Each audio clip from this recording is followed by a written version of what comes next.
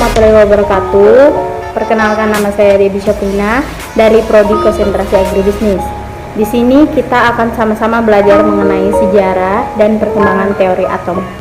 Tanpa panjang kali lebar, mari kita mulai. Atom berasal dari bahasa Yunani atomos, yang artinya tidak dapat dibagi-bagi lagi. Suatu benda dapat dibagi menjadi bagian-bagian lebih kecil. Jika pembagian diteruskan, maka menurut logika pembagian itu akan sampai pada batas yang terkecil yang tidak dapat dibagi lagi. Demikian pendapat Demokritus. Konsep atom yang dikemukakan oleh Demokritus murni sebagai hasil pemikiran semata tanpa disertai adanya percobaan. Namun, gagasan ini telah menjadi pembuka pintu ke arah penemuan baru menuju ke jenjang yang lebih tinggi. Gagasan atom Demokritus menjadi tantangan fisikawan-fisikawan untuk mengalihkan perhatiannya ke arah mikrokosmos yang pada saat itu belum terjemah. Tokoh dari perkembangan teori atom yang pertama adalah John Dalton pada tahun 1803. John Dalton mengemukakan pendapatnya tentang atom. Teori atom dikemukakan Dalton didasarkan pada dua hukum, yaitu hukum kekekalan massa atau hukum Lavoisier dan hukum susunan tetap atau hukum Proust. Berikut ini merupakan kesimpulan dari teori atom Dalton.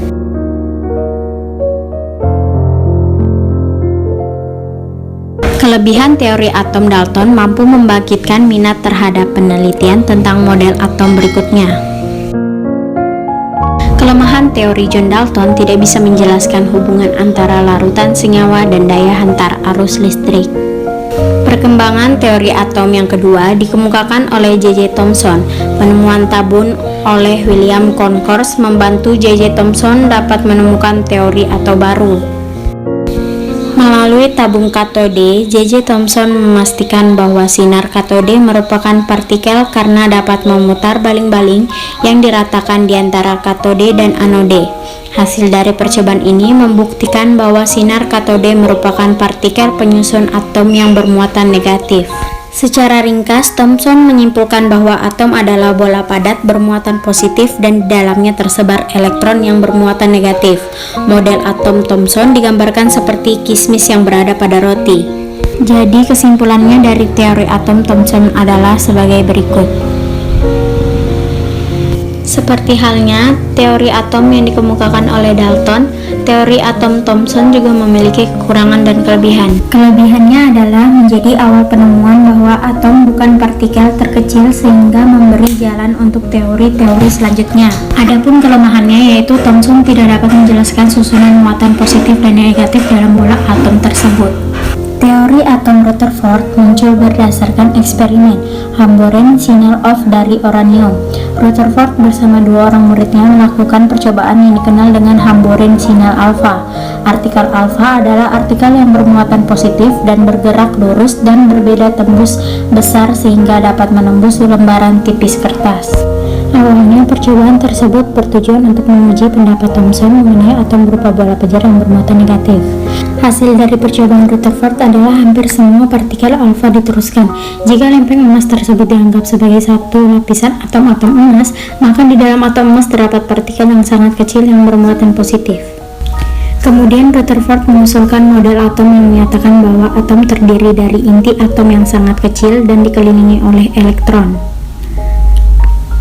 Inilah kesimpulan dari teori atom Rutherford, dan ada juga kelemahan dan kelebihannya. Kelebihannya yaitu mampu mengemukakan ide mengenai inti atom untuk pertama kalinya. Kelemahannya, tidak dapat menjelaskan mengapa elektron tidak jatuh ke dalam inti atom. Teori atom Niels Bohr berkembang. Teori atom Bohr terus berlanjut. Pada tahun 1913, Niels Bohr mengembangkan teori model atom Rutherford menggunakan percobaan petroleum hidrogen. Percobaan ini berhasil memberikan gambaran keadaan elektron dalam menempati daerah di sekitar inti atom. Adapun penjelasan Bohr tentang atom hidrogen melibatkan gabungan antara teori klasik dari Rutherford dan teori kuantum dari Planck, di mana sebagai berikut.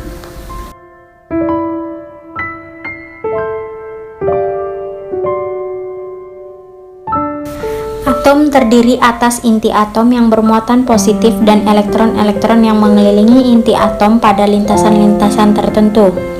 Lintasan-lintasan tersebut disebut kulit elektron atau tingkat energi.